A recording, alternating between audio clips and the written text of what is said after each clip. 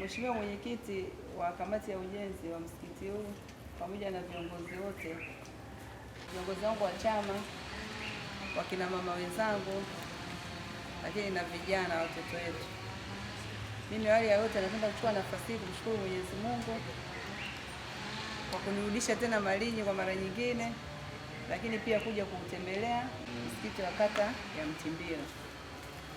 Nilikuwa nimetumiwa maombi ya kuchangia msikiti huu na niliwaambia mahitaji ni nini, waliniambia. Kwa hiyo leo nimekuja kutekeleza ile ahadi yangu ambayo nilikuwa nimewaahidi viongozi wa msikiti huu, na niliwaahidi kuwanunulia bati 50. Kwa hiyo nimekuja na hizo bati 50 ili wakazikamilishie pale ambako pako wazi, japo wanasema mahitaji ni bati 80. Hizo 30 nilikuwa naongea na katibu hapa wa msikiti, wa kamati ya msikiti, akasema atajua jinsi gani ya kufanya zitapatikana, kwa hiyo patamalizwa kuwezeka hapa. Takbir! Takbir! Kwa hiyo mimi niwashukuru sana ndugu zangu na niwapongeze kwa hatua mliochukua, maana pale ule msikiti umekaa barabarani sana.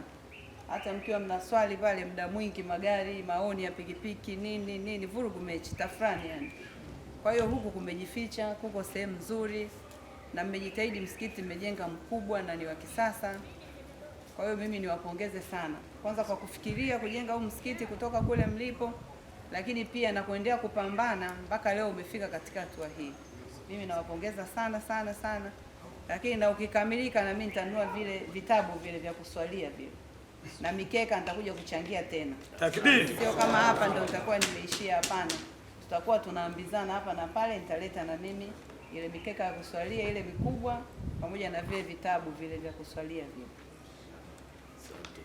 Kwa hiyo baada ya kusema hayo, sasa napenda tu labda niongee na wazee wangu, kuwa nakumbuka kulikuwa na uchaguzi na mimi nilikuwa mgombea, na nyie mlioko hapa wengi mlilipa kura, nina imani hiyo.